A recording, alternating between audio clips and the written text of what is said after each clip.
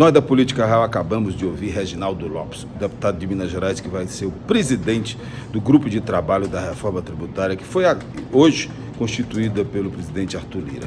Vai ser o grande assunto do primeiro semestre de 2023. Porque esta matéria ela já foi tratada numa comissão especial na Câmara dos Deputados e também no Senado. Aqui na Câmara, a PEC 45 do deputado Baleia Rossi, e no Senado a PEC 110 do senador Davi Alcolumbre. Então, a intenção agora é um grupo de trabalho, um colegiado, para dialogar com todos os setores produtivos, com a organização dos trabalhadores, mas também com os subnacionais, né, com os governadores e prefeitos, também com o governo federal, com o Ministério da Fazenda, com o secretário extraordinário da reforma tributária, o Bernardo Api, e junto com a Câmara e o Senado. A ideia é que o Senado possa também indicar um relator para acompanhar aqui na Câmara os acordos, o debate, para a gente construir o que é mais importante, as convergências necessárias para aprovação. Chegou a hora. Esse modelo tributário, ele impede o Brasil de voltar a crescer de forma consistente. Ele impede o Brasil de criar um ecossistema com segurança jurídica, com segurança tributária. Sempre é muito judicializado a questão tributária no país. Então nós temos que eliminar essa judicialização, diminuir a burocratização, simplificar o sistema, enfrentar a sonegação, garantir uma progressividade, mesmo nos impostos indiretos, nesse caso no imposto indireto, que será um imposto de valor agregado, né? Um imposto de valor adicional que permita essa simplificação, mas que a gente possa criar um sistema que devolva para os mais pobres o imposto pago, por exemplo, na cesta básica ou, quem sabe, nos gastos com saúde, com a educação. Então nós vamos fazer esse diálogo com todos esses setores. Agora, é uma pauta que vem há anos no Congresso. O que faz o senhor acreditar que ela seja votada ainda? Olha, primeiro que, de fato, a sociedade espera por um sistema novo, mais moderno. É bom lembrar que países desenvolvidos ou em desenvolvimento, até país subdesenvolvido, não tem mais esse sistema confuso que o Brasil aplica na tributação indireta, que penaliza muito o consumo. É bom lembrar que o Brasil é uma economia dependente do consumo das famílias. E hoje o Brasil tem uma carga tributária muito alta, exagerada no tributo sobre consumo. E tributa mal também, porque não tributa no destino, tributa na origem da produção. E o ideal é que possa tributar no consumo, né, no destino do consumo.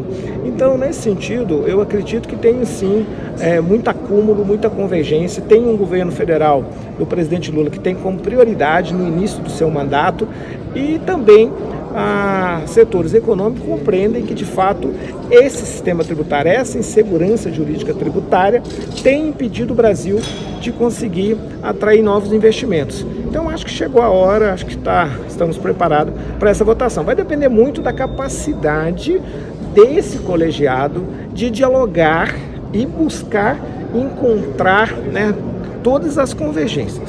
Agora, como é que tem que colocar numa situação confortável os governadores, né, porque hoje eles têm aí sobre a sua coordenação política a cobrança do ICMS.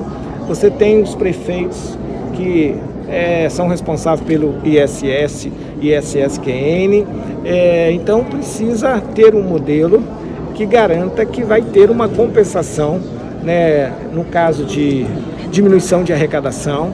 Então tem que ter essa sensibilidade, como também você tem setores que têm alguns benefícios que serão necessários, talvez um diálogo mostrando que eles vão, nesse sistema, pagar muito menos. Agora, como é que vai funcionar esse diálogo, deputado? O que os senhores precisam saber, o que eles também precisam saber, os setores precisam saber, para poder entrar no consenso a respeito desse tema que é tão complexo? Então, nós vamos estabelecer esse plano de trabalho, essa metodologia.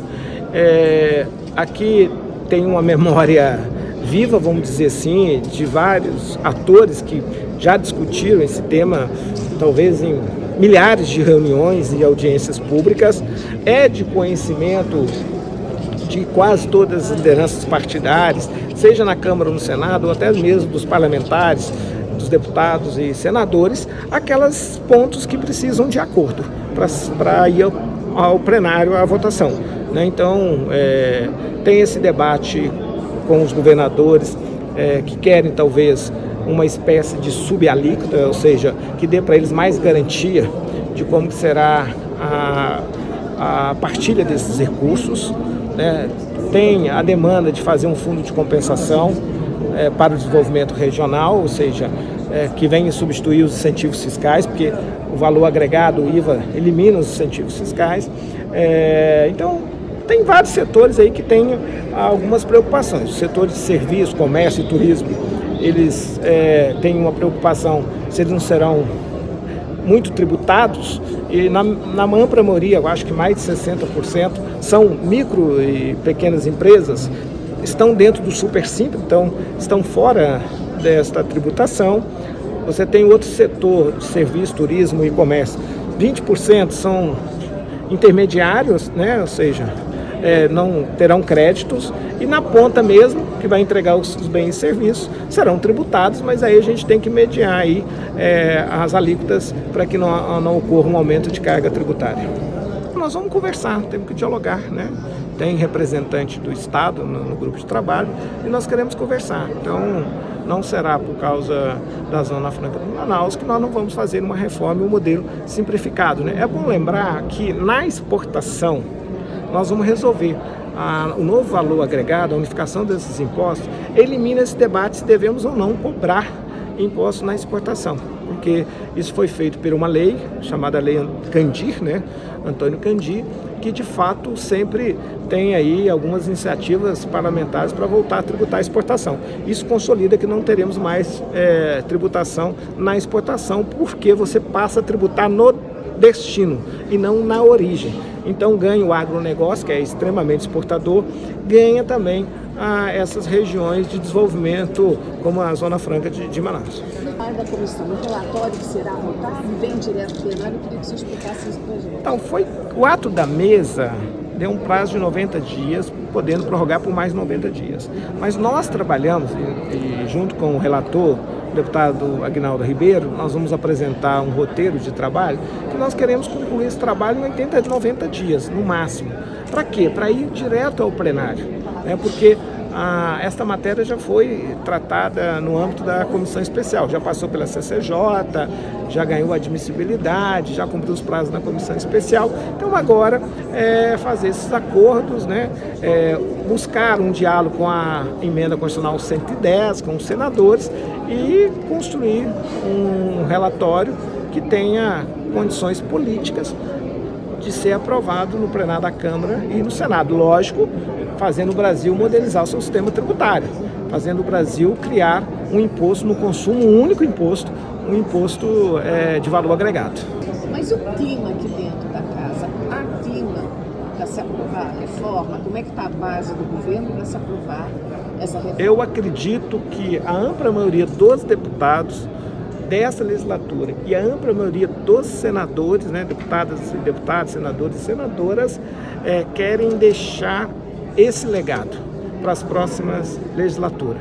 Então, esta é uma matéria que iniciou aqui na Câmara e no Senado. É uma matéria que não tem uma disputa entre governo e oposição. Lógico que tem um apoio, e é importante o apoio do presidente da República, do presidente Lula, como um projeto estruturante para o Brasil voltar a crescer, para dar mais previsibilidade à economia, aos contratos, né?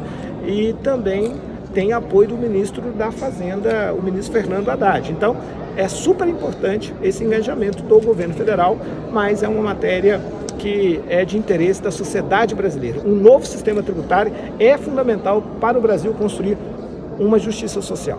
Então, do ponto de vista da criação da autonomia do Banco Central, ele tem a obrigação de estar presente no parlamento, né? Então, acho que é 2 vezes por ano ele tem que estar presente, acho que é no Senado. Mas é importante, nós somos um modelo bicameral, que ele possa estar na Câmara dos Deputados. Eu sempre tenho uma compreensão que o Banco Central sempre foi autônomo, ele sempre teve autonomia. A autonomia é muito diferente da independência. Eu acho que o Banco Central hoje não está cumprindo com seus objetivos. Quais são os objetivos? Primeiro, controlar a inflação, não está controlando. E por que não está controlando a inflação? Eu acho que, de fato, o país não pode ser submetido a uma recessão técnica para cumprir uma meta de inflação, porque isso tem consequência nas outras obrigações do Banco Central. Por exemplo, ter uma política que busca o pleno emprego. Então é fundamental, né? E também pode criar uma instabilidade ao sistema financeiro. Então, o que fica de aprendizado sobre a lei de autonomia do Banco Central é que não tem como ter uma política monetária, na minha opinião, separada da política econômica de um governo. Em especial no sistema democrático, onde o presidente da República foi eleito, foi contratado em cima de um programa. Então era fundamental que o mandato do Banco Central com autonomia pudesse ter coincidência de mandato com o presidente da República ou com aquele que o povo elegeu. Então eu acho que teve um erro na lei que criou a autonomia do Banco Central, que aprovou a autonomia do Banco Central. E eu falo e fico à vontade porque na época eu me posicionei, usei a tribuna contrário a essa separação do tempo de mandato do presidente da República com o presidente do Banco Central. Então é isso, eu acho que não tem nenhuma justificativa do ponto de vista da teoria econômica, em especial pós-pandemia, que justifica o Brasil praticar um juro real de 8%. Porque não existe nenhum risco fiscal no país. É bom lembrar que o presidente Lula pagou toda a dívida externa do país. O presidente Lula criou uma reserva cambial de quase 2 trilhões de reais, né, 400 bilhões de dólares. Nós temos um endividamento que até no último governo, no último ano, teve uma redução. Então toda a nossa dívida é interna e é em moeda nacional. Então não justifica essa alta taxa de juros. Essa alta taxa de juros só justifica porque o presidente do Banco Central não quer entrar para o terceiro ano, não cumprindo as metas que ele estabeleceu em relação ao controle da inflação. Mas não justifica você levar o país a uma recessão técnica para cumprir uma meta de inflação, sendo que isso tem efeitos colaterais graves na geração de emprego e renda, né? Ou seja, causa desemprego, não atrai investimento, ou seja, não produz mais riqueza, né? Só faz um aumento do endividamento do Brasil. Nesses últimos 2 anos, 6% do PIB, ou seja, 4 vezes o Bolsa Família, né, 4 vezes a PEC da transição de endividamento, o serviço da dívida no Brasil. Então isso não justifica. Então nós temos que voltar ao diálogo, conciliar, né, a política econômica com a política monetária, com a política fiscal e fazer o Brasil crescer como nunca, porque o Brasil é muito rico, muito potente, mas é um país, infelizmente, muito desigual. Foi Genésio Araújo Júnior, de Brasília.